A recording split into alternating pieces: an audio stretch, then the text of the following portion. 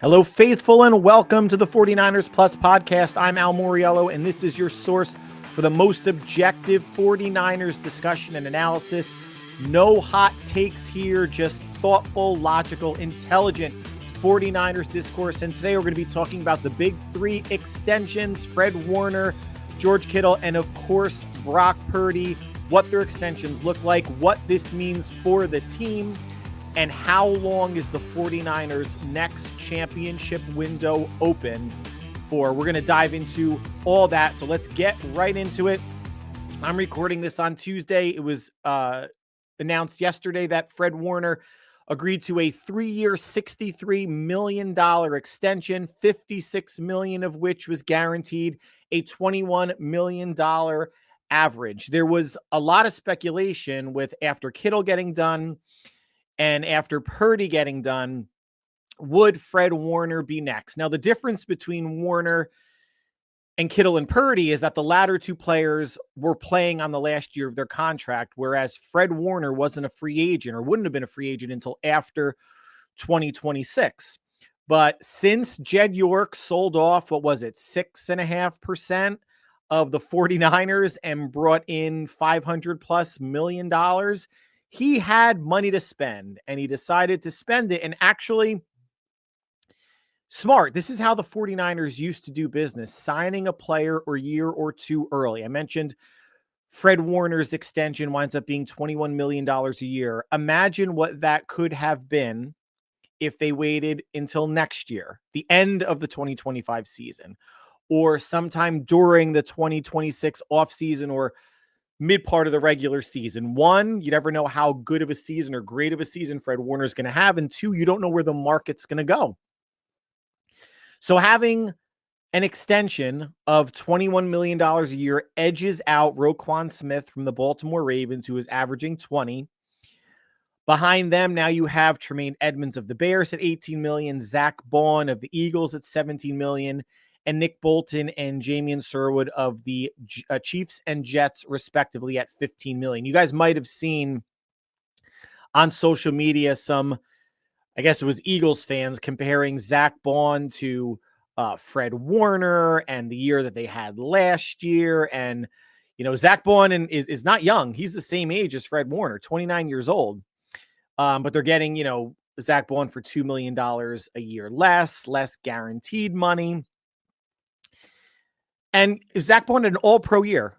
It was much different playing behind the Eagles defensive line than where he was previously with the Saints when he was just mainly a special teamer. And I'm not saying that anybody would look good against, behind the Eagles D line, but that is a significant step up. Plus you have Vic Fangio as your defensive coordinator and other pieces around you. Good for Zach Bond. But let's remember, Fred Warner was playing on a fractured ankle since the first quarter of the season, the Patriot game, I believe. And he was a legitimate defensive player of the year candidate for the first 6 weeks of the season. His play didn't significantly tail off. He didn't miss any time, but he didn't have that strong start out of the gate that he did the first 4-6 weeks up until fracturing the ankle.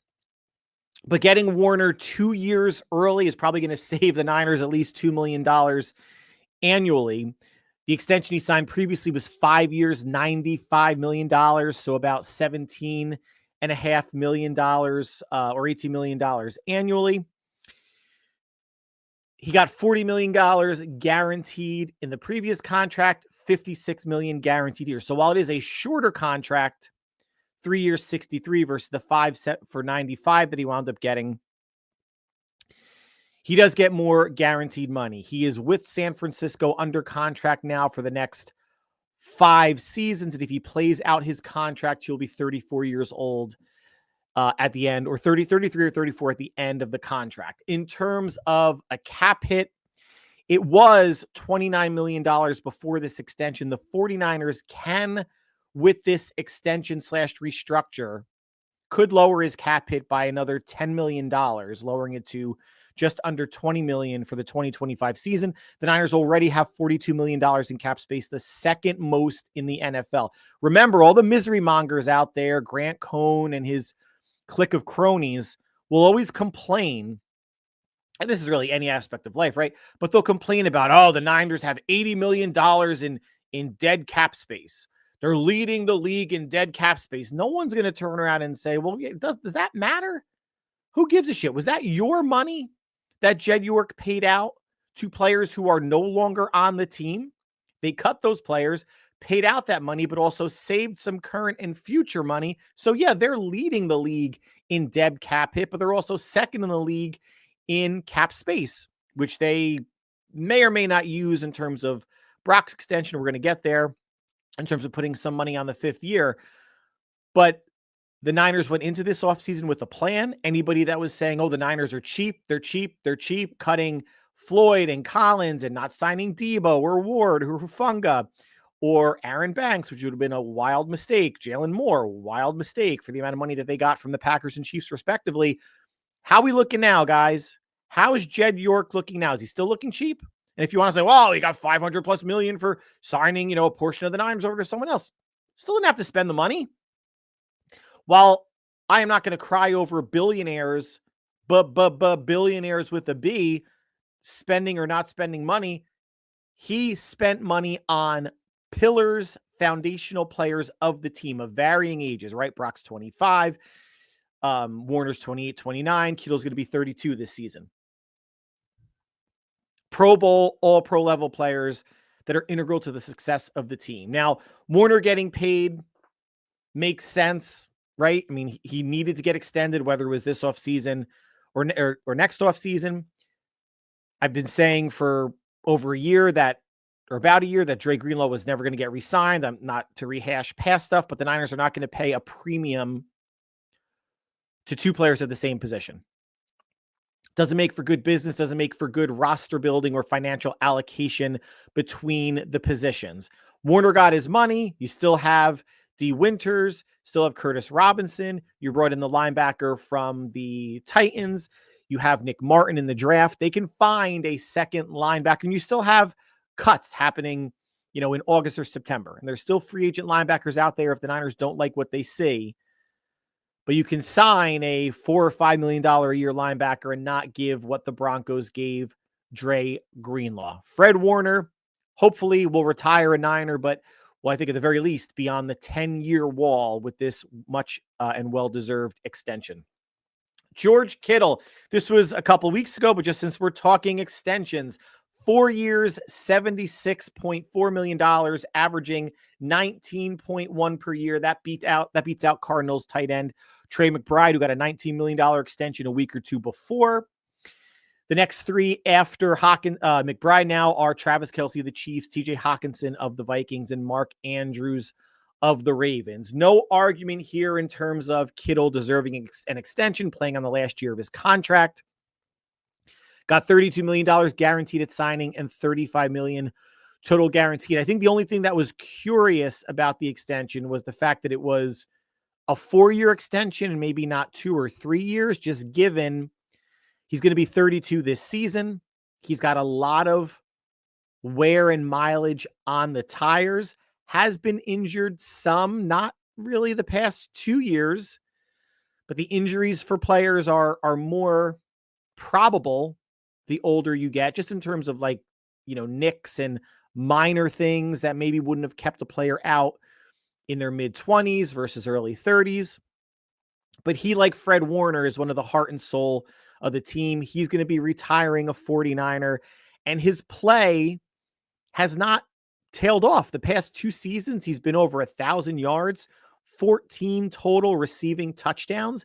And as the years go and his play evolves, he could remain a Travis Kelce-like receiving option, a Zach Ertz, 34, 35 years old with the Commanders, receiving option and effective in the passing game into his mid-30s. Now, I think that goes along with some, fortunate good health.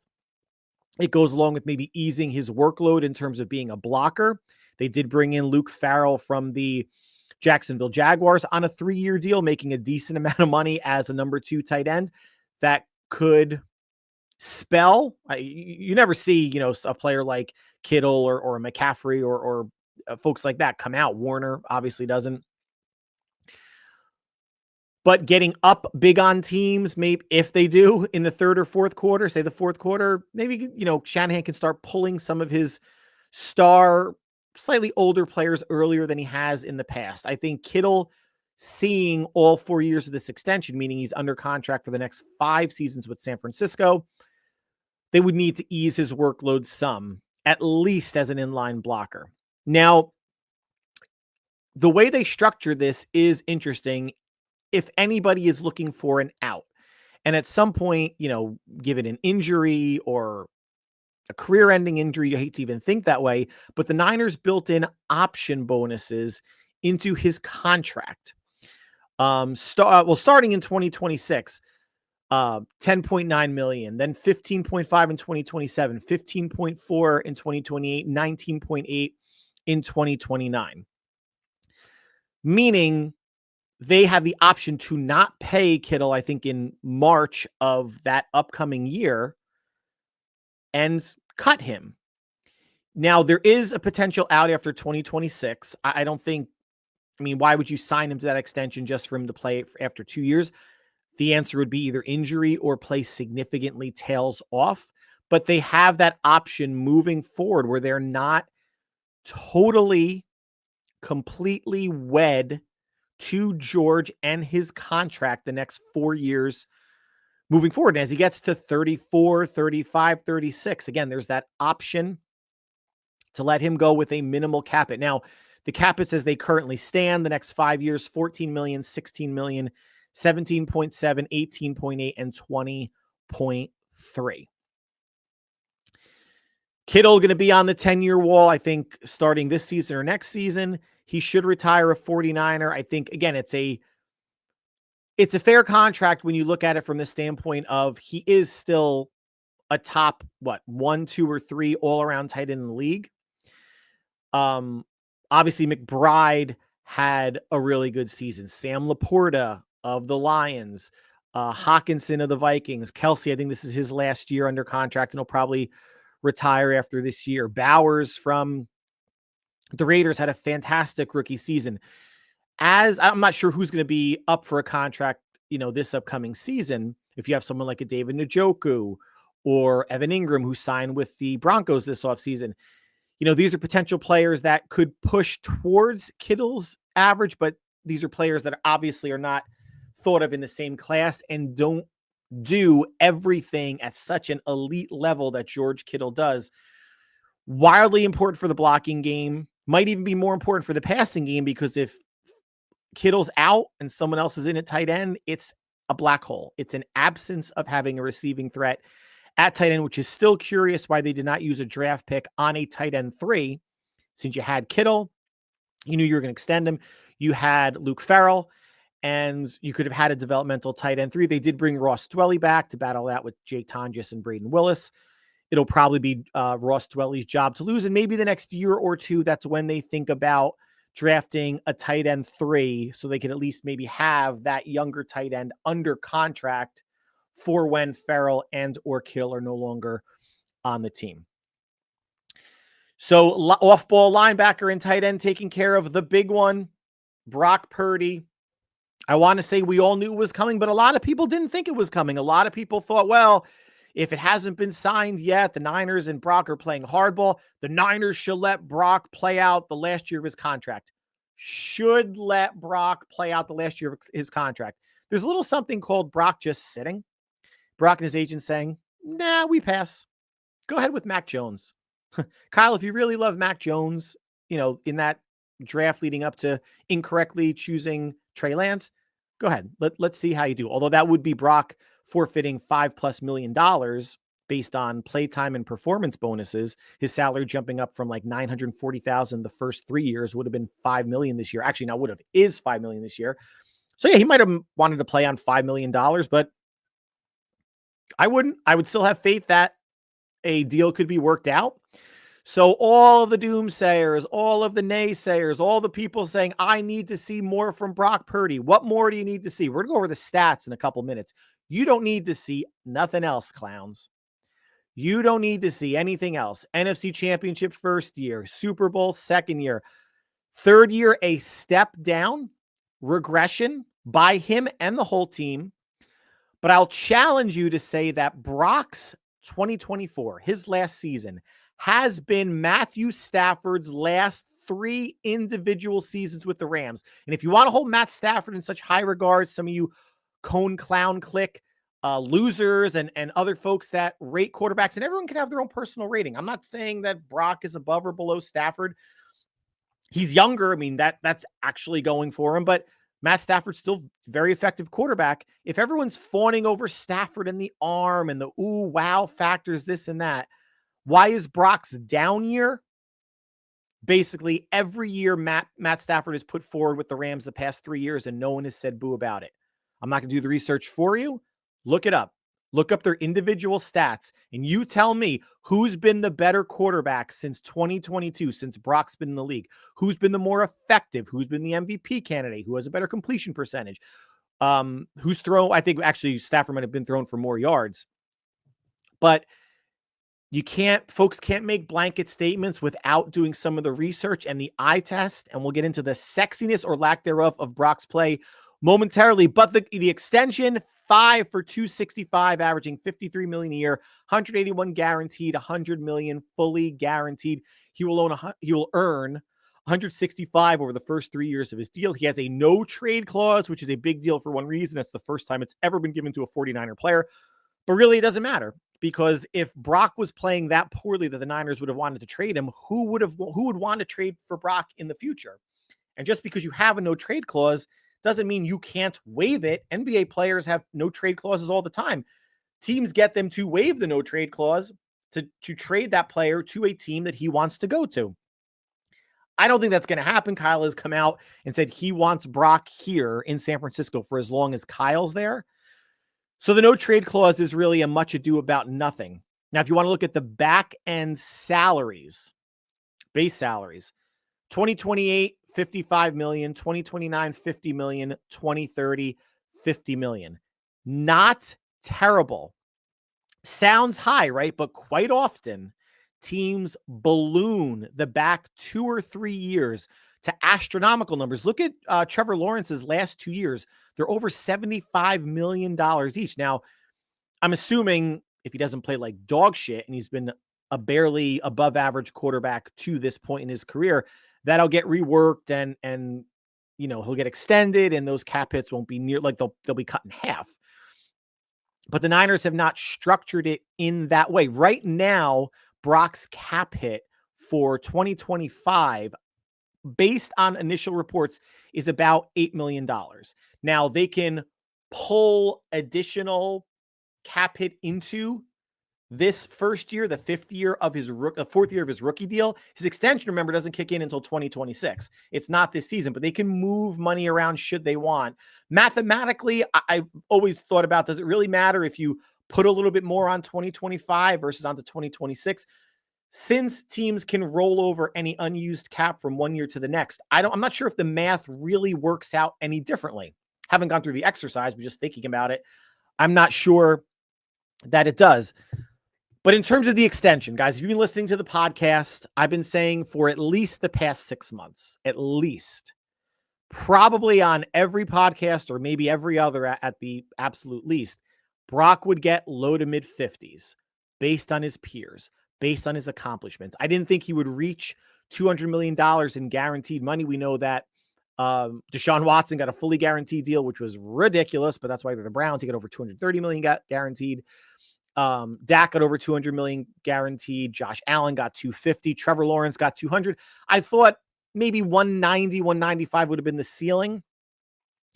But again, it was in that peers realm of Love and just in terms of average annual value, Love and Tua and Goff and Trevor Lawrence that I thought he would live within. Low to mid 50s. $53 million a year is fair. I don't think the Niners got a steal. I don't think Purdy, got one over on San Francisco. I would say fair. And if someone wants to say, well, quarterbacks like Tua, Love, and Lawrence got $55 million a year and maybe a little bit more guaranteed in the case of Trevor Lawrence, and Brock's accomplished more, I could say, all right, I can see that. He was never going to get the $60 million that Dak got. He was never going to reset the market. He had an argument to, if Dak Prescott, who's never been to a championship game, can reset the market, why couldn't a player who's been to a championship game and a Super Bowl reset the market? Just use common sense. The market is based on comparables. When you go out there buying a car or buying a house, you look at comparables. What are other dealerships selling this car for? What are people paying for this car? What are other houses of this size being sold for in the neighborhood? Not other towns. Other towns don't matter. Other counties, other states don't matter. But in the neighborhood, Brock's peers are the neighborhood. People don't want to accept that. People just want to 7th round pick, not passing the eye test, and throw shade at him unnecessarily. But here's where he's ranking in terms of his contract. 7th in average annual value, tying Jared Goff. 8th in total guaranteed money. 12th in fully guaranteed money at $100 million. So 7th, 8th, 12th. Doesn't that feel about right? To me, I've been saying that Brock is somewhere between a top 7 and top 12 quarterback. You can argue rankings all you want. You know what the top 4 are in terms of Mahomes and Lamar, Josh Allen, Joe Burrow. And then after that, I'm not going to say Brock is 5th, but you can have a pretty healthy discussion regarding Dak Prescott and Justin Herbert and Jalen Hurts, who's a Super Bowl MVP, and Matthew Stafford, if you want. And, Jordan Love. I mean, I'm not putting Jordan Love at number 5 by any stretch of the imagination, but you can have that discussion. Now, looking at the players above or right around above Brock in terms of total average annual value, he's accomplished more than Dak Prescott. He's accomplished more than Jordan Love. He's accomplished more than Trevor Lawrence, and he's accomplished more than Tua Tagovailoa. One player who's been below him by $500,000 annually is Justin Herbert, and he's accomplished more than Justin Herbert. And, oh, by the way, Justin Herbert just had a wildly efficient year under Jim Harbaugh. Lost their playoff game. But they asked Justin to throw less this season than in any of the previous 3 seasons. Interceptions were way down. Touchdowns were way down. Attempts were way down. They were a more balanced team. Am I saying that you don't need your quarterback to put the cape on every once in a while and save your team? No. But you also don't need that to be one of the definitions of if a quarterback is worth the money. If a quarterback can perform within what the coach and the system is asking, not make mistakes, keep teams in games, and win them when they have to, and obviously you need a team that's going to play complementary football, defense, and special teams, then a Justin Herbert is worth his contract. He's probably worth more now with Jim Harbaugh than he was with Brandon Staley, or even as a rookie when he was throwing for 4,500 yards and 35-ish touchdowns. Great for fantasy football, wasn't doing much in the real life football game of getting the Chargers anywhere other than a playoff appearance at Jacksonville, which they completely collapsed. Who is he accomplished a comparable amount to? Well, people aren't going to like to hear this, but comparable to Joe Burrow. Been to 1 Super Bowl. I think, has Burrow been to another championship game? Yes. I think obviously Purdy didn't really get to play in it because he blew out his elbow. Comparable accomplishments to Jared Goff. Goff went to the Super Bowl with the Rams, couldn't throw a touchdown pass. Got to the NFC Championship game with the Lions, same as Purdy. And I'm going to say he's accomplished a comparable amount as Josh Allen. Never been to a Super Bowl, won an MVP. So if you want to do some sort of averaging that out with Brock, and Lamar, won an AFC Championship game, never been to a Super Bowl, 2 MVPs. If you want to average that out to what Brock has accomplished, I'm saying it's in the neighborhood, guys. I'm not saying Brock and Burrow and Allen and Lamar are in the neighborhood talent-wise. I am not saying that. What I will say as a tangential offshoot is talent and potential have gotten more coaches fired than anything else in all of sports, because all GMs and all coaches and coaching staffs believe they will be the one to help the intangibles elevate to the level of the tangible talent. Sometimes it happens. I think Josh Allen is a good example of that, right? Struggled, wasn't wildly accurate in Wyoming, didn't have a great first year and a half with Buffalo, and then grew, evolved, right? That it doesn't happen all that often. It is probably more the exception than the rule, but talent and potential have gotten more coaches fired than anything else in the NFL or any sport. And people complaining about Brock's contract. Listen, in the next 2 or 3 years, Brock's going to be out of the top 10 in terms of average per year. Every contract looks big in the moment. And we haven't gotten down to, how it breaks down. I didn't want to wait in terms of, with Warner being extended and Purdy being extended over the weekend, or end of last week. Didn't want to wait, until we saw the actual breakdowns per year. I don't care. Warner's not going anywhere. Kittle's probably going to hopefully not go anywhere and play out those last 5 years total. And I don't think Purdy's going anywhere. But we can, I think, logically assume that since $165 million is paid out over his first 3 years, that the out would be after year 3 of the extension. So more than likely, he will definitely be with the 49ers in 25, 26, 27, and 28, right? After 28, that's when they can probably get out, or technically even after 27, if things aren't going well and say Kyle gets fired and the Niners nosedive and another regime wants to cut Brock, there's a $55 million looks to be base salary that they could cut and have a significant savings on the salary cap. Same in 2029 at 50 million, same in 2030 at 50 million. This isn't going to be built like, look at Sam Darnold's contract with the Seahawks, and Seahawk fans are, we got, Sam Darnold for less than Brock Purdy. Sam Darnold's had one good year. I guess Seahawk fans got tired of the black Geno Smith, so they decided to sign the white Geno Smith instead. Sam Darnold's contract, they can get out of it after the first year with minimal cap hits. They want to see that Darnold is more than a one-year wonder. That's all he's been. Brock, great rookie season considering he was QB4 to start the season, right? NFC Championship game. Even better year 2. Took a step back along with the whole team in year 3. Now, I'm not going to say now that he's got his money, and we're going to get into the issues people have with Brock and his contract next, that, well, now he's got to throw at least 30 touchdowns every year. No, he doesn't. No, he doesn't. Brock has proven that he has his head on straight. He's a leader. He's someone that the players respect, that Kyle and John and Jed love, and that the team will follow, and that the proof has been in the pudding. He's shown what he can do, how he can lead this team. And if people are saying, well, he was more of a bus driver than anything, do they come back against the Packers without him? Do they come back against the Lions without him in the NFC Championship game? And then you have some moron fans saying, well, it was really the defense because the defense caused a fumble on that first drive and they got stopped. Yeah, no shit. Tom Brady was down 28-3. If the defense wasn't getting stops, I don't care how many touchdowns Tom Brady scores. If the Falcons kept scoring touchdowns, they never would have come back. So if, the Niners defense didn't get some stops or maybe hold the Lions to field goals while the Niners scored touchdowns, they would have had no chance to come back. Brock does not play defense. He cannot control the defense. He can only control what he controlled, and he brought that team back on his back down 17 at the half. Enough of this.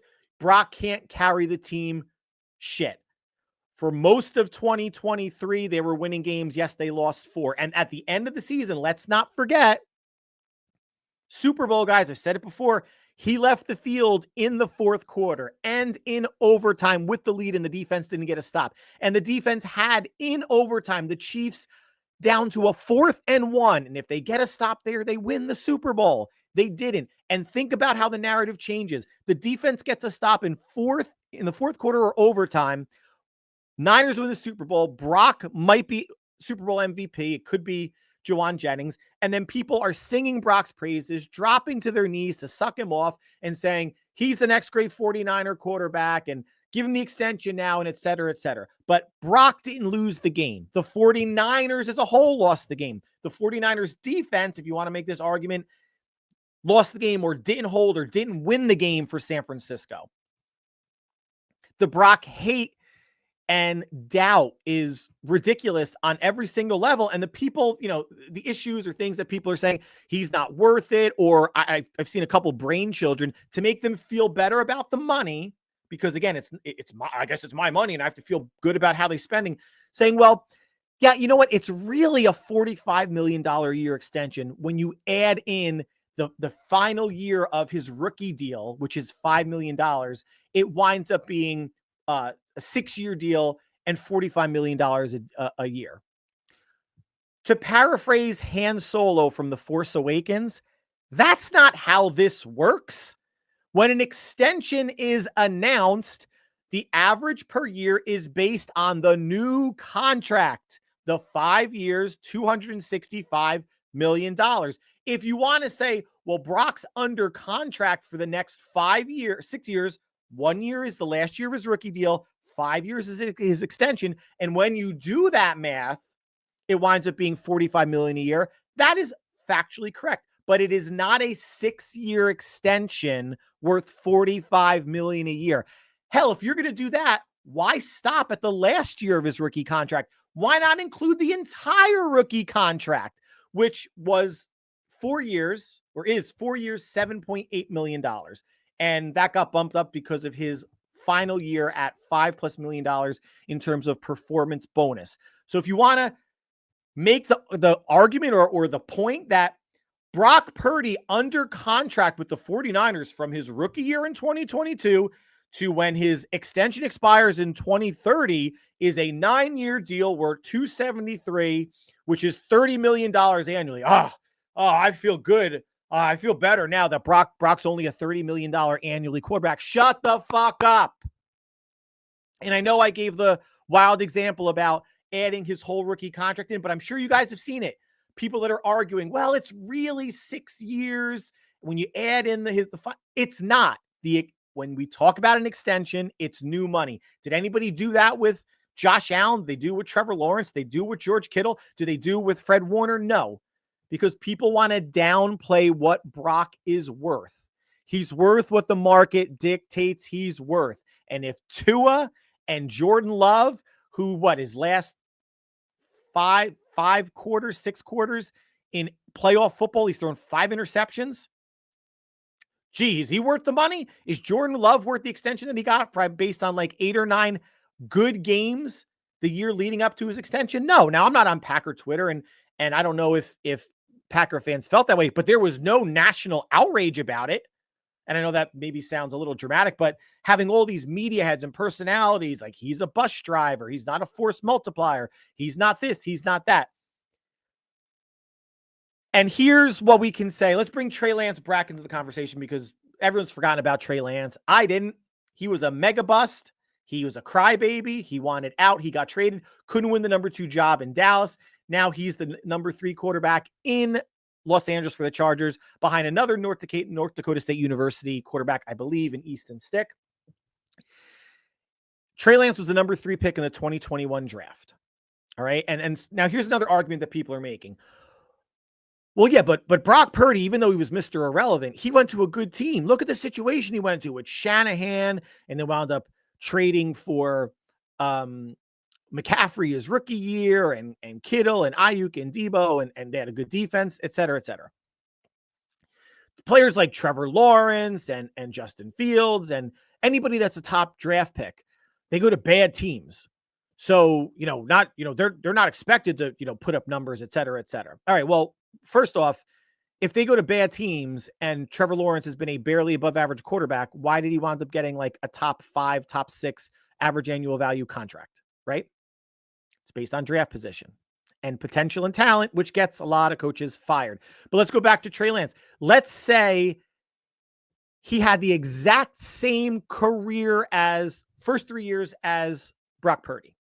NFC Championship game the first year, whether he got hurt or not, that's irrelevant. Gets the Super Bowl the next year, doesn't win it. Third year, regressed some. If Trey Lance got the exact contract that Brock Purdy did, would anyone bat an eye? Anybody at all?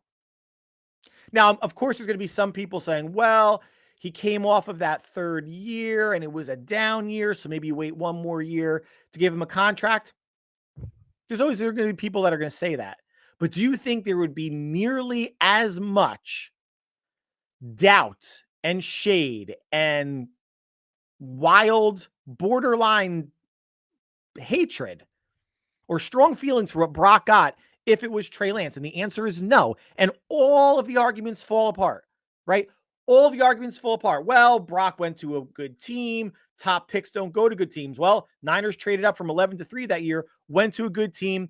If he would have had the same exact career, very strong rookie season, championship game, Super Bowl in year 2, year 3 regression. If Trey Lance got that contract, there is not nearly, there's probably 80% less discussion and doubt and whatever you want to call it from the national, local media, and of course, Twitter heroes and ex-morons that just post shit for clicks and engagement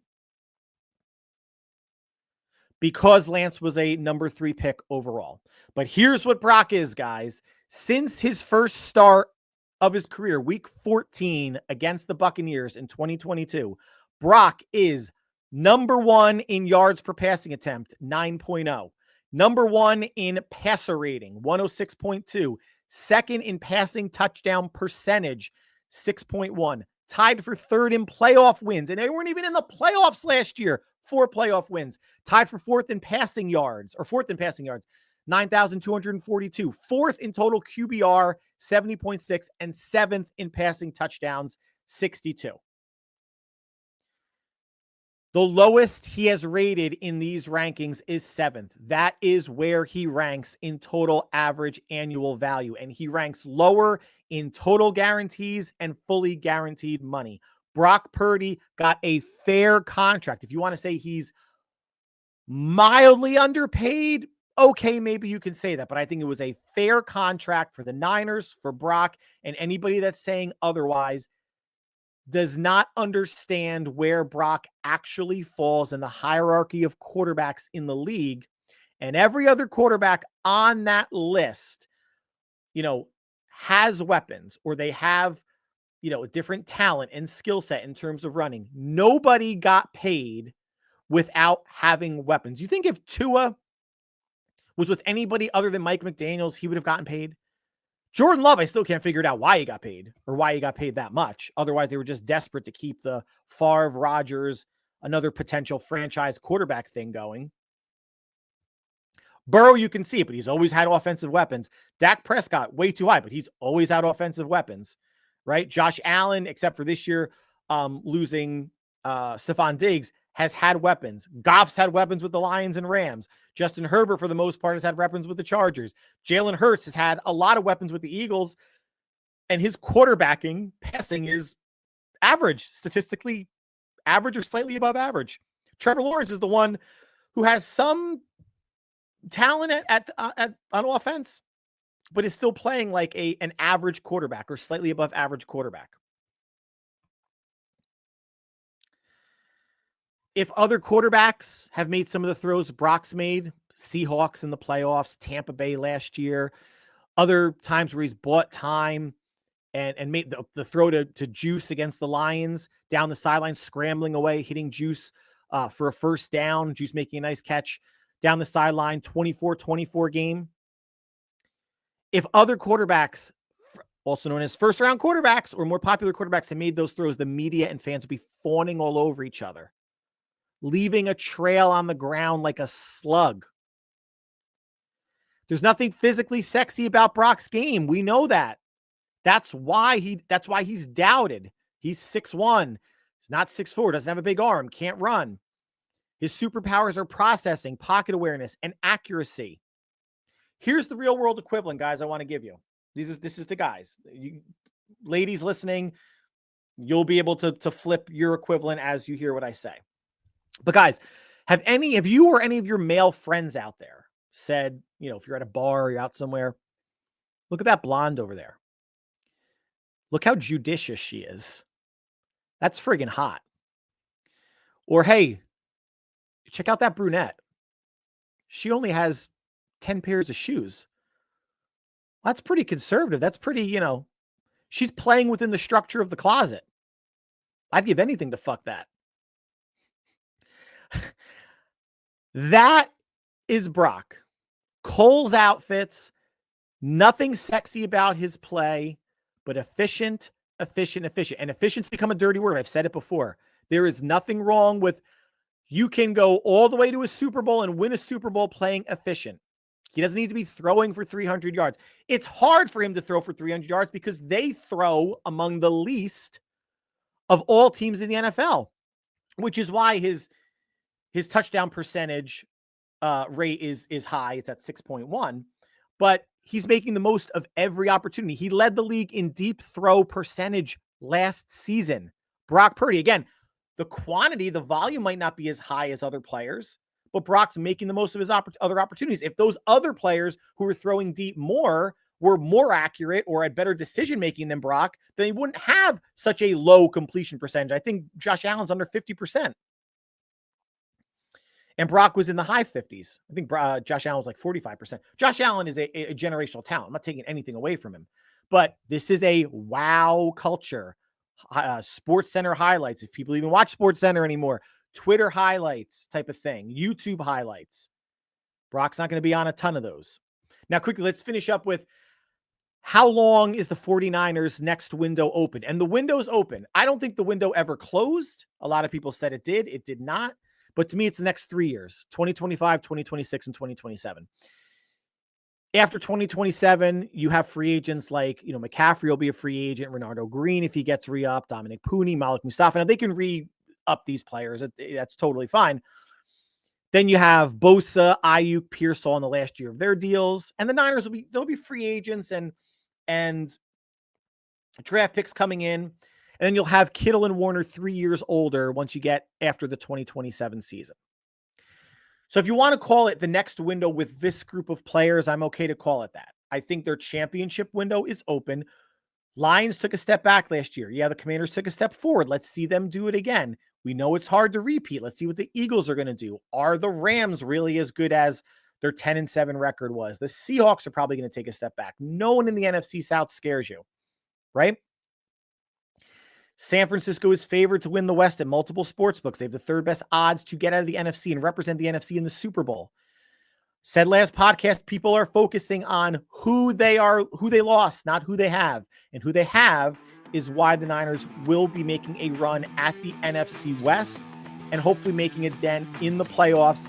Good health is the key. Doesn't have to have everybody super healthy, but they got to be closer to 2023 health than 2024 to really have a shot at the playoffs in 2025. So that concludes the podcast for today and this week. Like always, I want to thank you for taking time out of your busy schedule to make us part of your listening routine. NBA playoffs, NHL playoffs, WNBA, MLB, all obviously going on. Whatever you are doing between now and when we speak again, stay happy, healthy, and safe.